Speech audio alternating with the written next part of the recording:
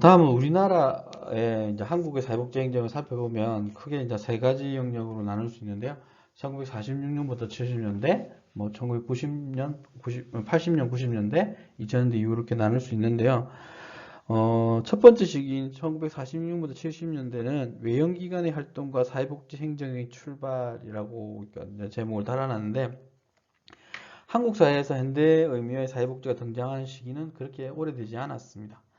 뭐 1990년대에서 1945년 사이에는 뭐 일부 종교적인 뭐 이 시기가 이제 뭐 우리나라로서는 이제 어떻게 보면 암울한 나라의 뭐 그러니까 일제 강점기하고 뭐 조선 뭐 이렇게 하면서 조금 근대화되기 이전의 고민들이라고 한다면 1945년 이후부터 70년대까지가 어떻게 보면 외국 원조기관의 활동과 사회복지 행정이 본격화되기 시작했다. 45년 뭐 이렇게 할 수 있는데 한번 구체적으로 한번 보면 1905년도에 대한민국이 처음으로 경성고아원과 태화여자관이 설립됩니다. 그리고 1906년에는 인보관 성경의 반열방이라고 하는 것들이 원산에 그러니까 뭐 미국 감리교 선교사에 의해서 만들어지고요. 1910년에는 조선 총독부 내에 총독부 내무부 지방국 지방과에서 구휼 및 자선 사업을 관할합니다. 이거는 통제 수단으로 시작했다라고 할 수 있는 거죠. 왜냐하면 우리나라에 있는 쌀을 가져가기 위해서는 그것을 뭐 이렇게 관리하는 이런 것들이 필요하게 되는 거죠. 1921년은 조선사회 사업연구회가 조직되었고 1929년에는 재단법인 조선사회 사업협회가 발전 뭐 이렇게 만들어졌다라고 하고 27년에는 자선조직협회의 우회 방문과 유사한 방면위원 제도가 도입되기도 했습니다.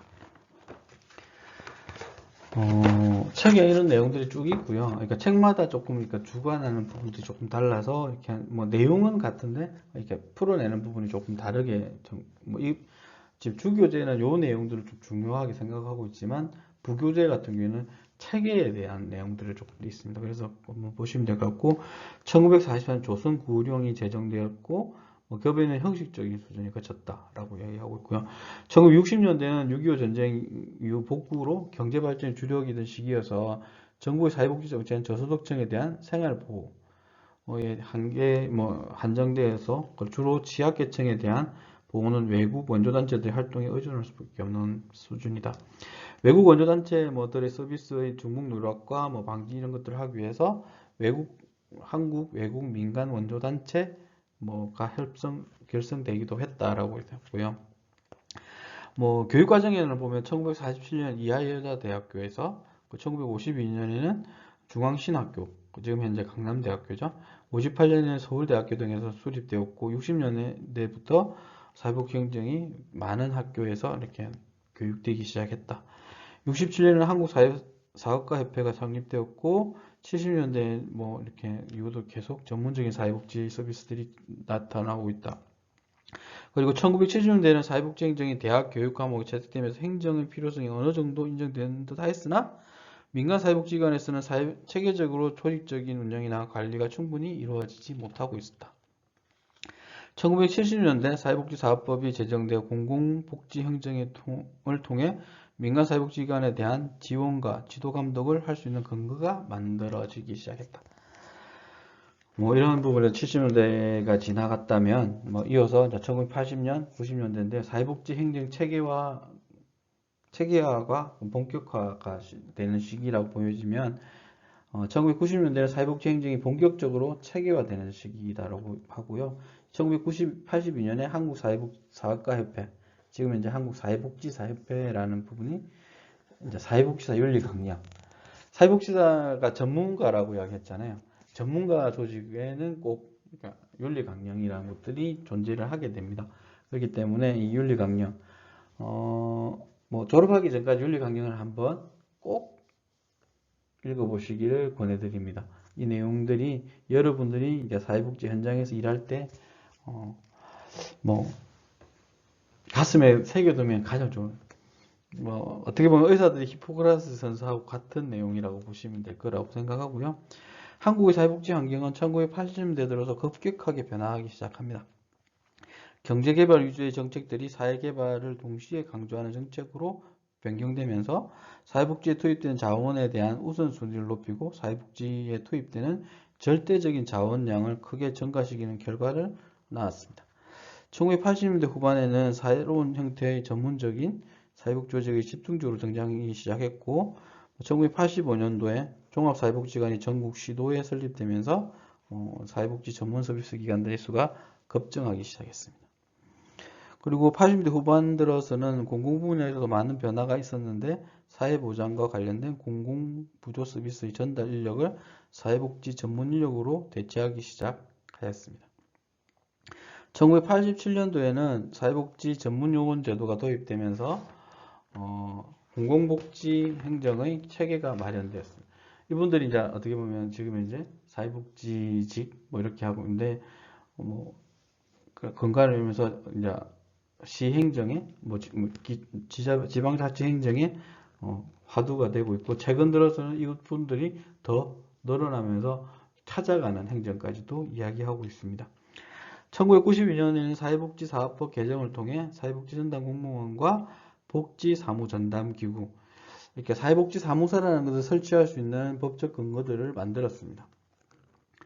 보건소는 있는데 사회복지사무소는 없죠. 아직까지 그런 부분에서 시범적으로 도입은 했는데 성공하지 못했던 자리를 제대로 자리 잡지 못했던 부분이 있었습니다. 1995년부터는 전국의 4개 지역의 보건소와 사회복지 기능을 통합하는 보건복지사무소 시범사업을 99년까지 실시하였습니다. 김해도 그렇게 시작을 했죠. 복지관하고 보건소하고 연결해서. 근데 이제 이게 하다 보니까 조금 애매하게 돼서 민과 관이 적극적인 행정 결합이 잘 안 되는 구조가 되어버렸죠. 1995년부터는 전국을 이렇게 이야기했고 97년 이후에 사회복지사업법이 개정되면서 1992년 사회복지시설 평가제도 여러분들이 사회복지시설에 이제 일을 하기 시작하면 3년마다 한 번씩 평가를 받아야 되는 거죠. 이 부분이 이때 만들어진 법에 개정되면서 도입이 되었고요. 여러 가지 이야기를 하고 있습니다. 평가제도에 대한 부분은 나중에 조금 말미에 말씀을 드리겠는데 너무 형식적으로 가 있지 않냐라고 하면서 문서 중심의 평가에 대한 한계 이런 것들이 있습니다. 저도 평가를 다니지만 그런 부분의 한계를 어떻게 극복할 수 있을지 고민인데 쉽지 않은 거죠. 그리고 허가제에서 신고제로 바뀝니다. 가장 큰 변화 중에 하나죠.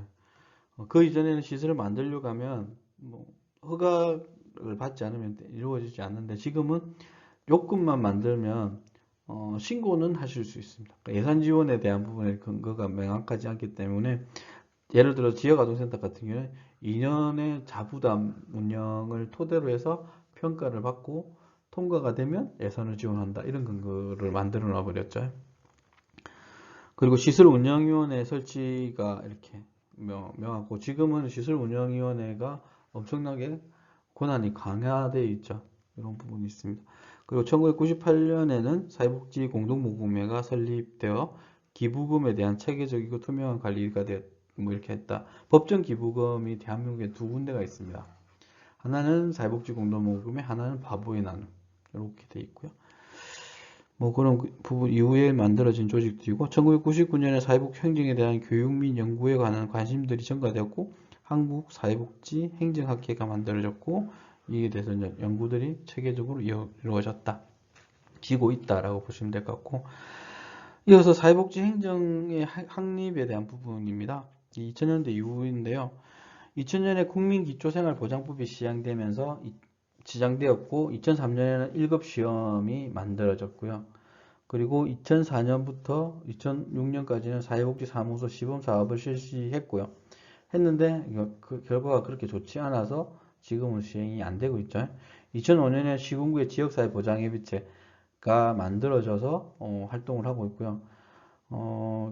김해도 이 부분에서 활발하게 이야기되고 그래서 이제 2007년부터는 지역 단위 복지계획이 지금은 이제 복지계획이라 안 하고 보장계획이라고 이 조직 이름도 지역사회보장협의체로 바뀌게 되는 그리고 2006년부터는 주민생활 지원 서비스의 전달 체계가 실시되었고 2009년부터 희망복지지원단으로 전환되었게 시행됐다. 그리고 사회복지 통합 관리망, 사통망, 행복이험 이런 것들이 만들어서 체계적으로 관리하기 시작했다라고 이야기하죠. 근데 이게 뭐 사통망이나 행복이험 같은 경우는 공공에서 활용하는 시스템이고요. 그리고 민간에서는 사회복지 행정 시스템이라는 게 따로 있죠. 뭐 이런 부분에서 근데 이 통합해서 뭐 이렇게 하고 지금 이제 재작년에 제가 결합을 해서 논의했던 것 중에 하나가 이제 차세대 정보 시스템 이런 것들에 대한 도입을 준비하고 있습니다. 그래서 그 부분이 이전에 있던 시스템에서 좀 더 효과적으로 이야기할 수 있는 뭐 그런 거 있잖아요. 그러니까 기초생활수급자들을 그러니까 체크하면서 걸러내면서 안주까지도 이제 아닌 사람인데 많이 이렇게 혜택을 보고 있는 사람이 있다라고 하는 부분에서 이것들이 이제 체계적으로 관리되면서 이런 중복이나 뭐 잘못 받는 부분들을 없애는 이런 것들이 이제 관리되기 시작하고 있다라는 부분입니다. 이후 내용들을 한번 읽어보시면 뭐 될 것 같고요. 주요 역사에 대한 부분들을 한번 이건 읽어보시면 앞에서 제가 이제 쭉 읽으면서 이야기했던 내용들을 요약해 놓은 것이라고 보실 수 있는데요. 이 내용 정도는 한번 그러니까 대충 흐름 속에서 사회복지사업법은 언제 만들어졌는지, 언제 개정됐는지, 그리고 뭐 사회보장정보 시스템은 언제 이렇게 체계화됐는지, 또 평가는 언제부터 도입이 됐는지 이런 것들을 한번 해보시면 이게 이제 여러분들이 나중에 1급 시험을 칠지는 모르겠지만 1급 시험 칠 때 이런 내용들이 시대적 흐름에 대한 부분 이런 이야기들이 있습니다.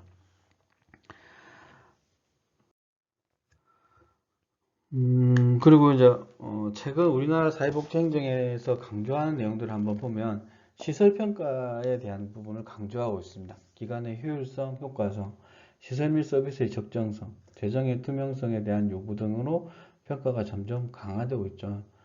많이 피곤합니다. 이렇게 뭐 준비하는 부분에서 그러니까 그것들이 근데 이것들이 다 문서화돼야 되기 때문에 실질적인 센터의 역량이라고 하기에는 또 한계가 있을 수 있다라는 부분이 근데 평가를 뭐 며칠씩 할 수 없는 왜냐면 특히 지역 아동센터 같은 경우에는 뭐 3, 그러니까 1년 이렇게 3분의 1씩 1년을 받거든요. 그러니까 전국에 한 4,500, 4,400개가 되다 보니까 1년에 한 1,000개 이상씩을 평가를 해요. 1,200개 이상을. 그렇게 되다 보니까 뭐 여력이 없죠. 경남에만 전국의 지역 아동센터 평가팀만 1년에 100팀 정도가 같이 운영을 합니다. 지금 이제 한 팀에 민간 한 명, 그러니까 민간이라고 이야기하는 부분에서 이제 센터에서 추천되는 그리고 그러니까 학계 그리고 공무원 이렇게 해서 한 팀이 구성이 됩니다. 지역 중심의 강조, 지방 분권화 도입과 함께 사회복지 영역도 지역사회만의 문제와 욕구를 담아내야 한다는 요구와 함께 지역사회 네트워크를 통한 뭐 이렇게 마을 공동체 뭐 이런 여러 가지 부분들이 이야기하고 있는 거죠. 커뮤니티 케어 뭐 이런 이야기를 한번 들어보셨을 겁니다. 경쟁 조직들의 활성화 이런 것들이 있습니다. 사회복지법인과 사단법인의 증가로 경쟁 조직이 많아지고 재정적인 어려움을 겪거나 클라이언트에게 부족한 역할들이 조직 경쟁에서 밀려날 수밖에 없는 구조가 됨에 따라 다양한 홍보, 마케팅 활동, 프로그램 개발, 조직 간 네트워크 형성 및 합병 등의 전략들이 구상되고 있다. 특히 이제 공공에서 지자체 같은 경우 김희 씨도 이제 사회복지 재단을 만들었죠. 이렇게 되면서 원래 지자체가 운영하는 재단 같은 경우는 후원을 받을 수가 없습니다. 근데 이제 편법들이 생기기 시작하면서 거의 후원을 끌어가고 있죠. 그래서 소규모 시설들 같은 경우는 점점 더 힘들어지는 이런 일들이 있습니다. 이런 부분에서 그러니까 여러분들 혹시 후원을 하실 분은 자원기관들을 우리 동네에 있는 자원기관들을 후원하는 것을 권해드립니다. 사회복지의 전문성에 대한 강화 이런 것들을 이야기하고 있는데 사회복지 서비스를 제공하는 데 있어서 사회복지사의 역량이 큰 변수가 되므로 사회복지의 전문성을 강조. 그래서 보수교육도 생겼고 뭐 이런 여러 가지 형태의 교육이나 워크숍 이런 것들이 제공되고 있고 뭐 이와 더불어서 이제 뭐 그러니까 소진 이런 것들을 예방하는 활동들도 같이 이야기되고 있습니다. 그리고 조직 및 서비스는 결국 클라이언트의 욕구 해결 및 위기를 방지하기 위한 돌봄 강화를 위한 사각지대 발굴과 사회보장위원회 활동이 강화되면서 지역 동중심의 서비스 활동이 기획, 제공, 홍보, 평가 등 모든 차원에서 클라이언트의 중심으로 관점이 변화되고 지금 또 클라이언트라는 용어를 잘 또 안 써요. 소비자라는 이야기들을 하게 되죠. 그래서 소비자는 왕이죠. 그런 부분하고 똑같이 맞물려 간다라고 보시면 될 것 같습니다. 사회복지 행정의 발전 과정에 대해 이어서 사회복지 조직의 미션 관리에 대해서 이 내용은 교재에 있던 내용으로 간단하게 한번 생각해 보는 시간을 가졌으면 좋겠습니다. 크게는 사회복지 조직의 미션의 의미와 역할에 대해서, 그 두 번째는 사회복지 조직의 미션 진술, 세 번째는 미션 기반의 사회복지 조직의 관리를 어떻게 하는지에 대해서 한번 살펴볼 건데요. 이 내용은 그러니까 어떻게 보면 중요하다고 할 수 있습니다. 조직의 기본이라고 할 수 있는 부분이기 때문에 조직이 살아가는 그 생명력을 가지는 원천이라고 할 수 있습니다. 이 부분 한번 자세히 보시고 여러분이 사회복지사로서 가지는 미션 이런 것도 한번 정해 내시면 좋을 듯 합니다. 첫 번째로 사회복지 조직에서의 미션, 의미와 역할을 보면 미션이란 조직의 존재 이유라고 할 수 있습니다. 개인, 집단, 조직, 국가 등 모든 단체의 체계들은 미션을 가지고 있습니다. 대한민국도 마찬가지로 헌법에 나타난 사명을 보면 민주개혁과 평화적 통일이라고 명시를 하고 있고요. 비영리 조직은 미션 성취를 위해 조직을 설립하고 미션을 성취하면 사실상 존재 이유가 소멸된다. 간단하게 예를 들면 저희 단체 조직의 목적은 아동 청소년이 행복한 세상을 만드는 게 저희 단체의 미션입니다. 그러니까 실제로 저희 그렇게 하기 위해서 4개의 시설을 운영하고 있고 또 하나의 마을학교 그리고 지금 이제 다양한 형태의 사업들을 진행하고 있는데요. 아동 청소년이 행복한 세상이 된다면 저희가 운영하는 시설 이런 사업들이 수도할 수 있는 게 되고 저희 단체의 목적이 다 있기 때문에 자연 소멸로 가는 부분이라고 말씀드릴 수 있습니다. 사회복지 조직과 마찬가지로 존재 이유인 미션을 기반으로 활동을 하게 됩니다. 조직 미션 분석을 통해 명확한 미션을 설정하는 것은 조직의 성장과 관리를 위한 첫걸음이라고 할 수 있습니다. 그래서 조직의 미션을 직원들과 얼마나 소통하느냐에 따라서 이것을 통해서 조직이 성장하고 그리고 그 성장 쪽에서 그러니까 지역의 다양한 복지 미션들을 복지 프로젝트들을 실현할 수 있는 게 되는 것이죠. 그리고 사회복지 조직의 미션의 역할은 일단 방향타의 역할을 하고 동기부여를 할 수 있으며 조직의 철학을 담고 기부자나 후원자들한테 그것을 그러니까 인식시킴으로 해서 명확성을 드러낼 수 있다는 거죠. 그리고 모든 조직 내외부적으로 활동은 미션의 성취를 위해서 이루어진다고 볼 수 있습니다. 미션 진술을 한번 보면 미션 진술은 미션만 기술하기도 하고 미션, 비전, 가치, 원칙, 철학 등을 함께 기술하기도 합니다. 한번 구체적으로 살펴보면 그러니까 미션은 조직이 왜 생겨났으며 존재하는지, 어떤 활동을 하는지, 조직 존재의 이유와 주요 활동들을 담고 있습니다. 어떻게 보면 한 문장으로서 이 내용들을 담고 있다라고 보시면, 그러니까 미션이 명확할수록 활동에 대한 방향성도 명확해진다라고 보시면 되고요. 비전은 조직이 꿈꾸는 미래의 모습이 무엇인지, 조직이 궁극적으로 지향하는 모습이 무엇인지를 담고 있어야 되고요. 가치는 어떻게 일을 할 것인가, 조직이 일하는 방식에 대한 신념 체계를 말하고, 목적은 미션을 이루기 위해 할 일은 어떤 것들이 있는지, 그리고 조직이 미션 성취를 위해 하는 일에 대한 규정을 하고 있고, 목적을 달성하기 위해서 목표가 만들어지고 있는 구체적인 방법 이렇게 하는데요. 사회복지 현장에서는 미션, 비전, 가치 이런 것들이 다 기본 베이스로 깔리고 매년 목적을 설정하고 이 목적에 따라서 그걸 실천할 수 있는 목표들을 만들어서 활동하게 됩니다. 이어서 조직의 존재 이유와 미래상, 정체성을 제시하는 미션과 비전은 조직의 목적과 목표, 전략을 통해 세부 활동과 프로그램으로 전환되어서 활동하게 됩니다. 이런 활동을 어떻게 하는지 투명성, 개방적 의사소통, 고객 중심, 책임성, 혁신 등 조직이 가지고 있는 신념적인 가치와 철학이 반영되어 정해지고 있다. 지금 이제 지역아동센터도 마찬가지고 사회복지시설들 평가에 이런 내용들, 얼마나 담고 구현해 가고 있는지도 평가의 내용으로 들어오고 있습니다. 이 흐름들을 보면 실질적으로 조직의, 그러니까 미션하고 비전에서 조직의 존재 이유와 추구하는 미래상을 보고 이걸 바탕으로 목적을 만들고 이 목적을 실현하기 위해서 구체적인 목표들을 설정하게 됩니다. 그리고 이 목표들을 가지고 다양한 전략들을 가지고 그것을 성과해낼 수 있는 그걸 통해서 가치나 철학이 바탕에 깔린다고 보시면 되는데요. 실질적으로 이 전략들이 성공하면 목표가 달성이 되고 이 목표가 달성이 되면 목적이 이루어지면서 실질적으로 미션과 비전에 더 한 발 다가간다고 할 수 있습니다. 사회복지 조직에서 미션 진술 시 고려해야 될 내용을 한번 살펴보면 조직 활동의 본질이자 사회에 대한 조직의 약속으로 우리 조직이 왜 이러한 활동을 하고 있는지 그리고 무엇을 하는지에 대한 간결하면서 명확한 내용들을 담고 길고 복잡해도 그게 미션이 아니라고는 할 수 없는데 실질적으로 지역사회하고 후원자들한테 그것을 간결하게 함으로 해서 같이 그러니까 공감대를 형성하기가 쉬워지고 그것을 이루어 나가는 부분들이 쉬워질 수 있다라는 부분. 그러니까 함께 할 수 있는 사람들의 동력을 만드는데 좋은 부분이 있다고 하기 때문에 이 미션이 간결하고 명확하면 더 좋다라고 이야기하고요.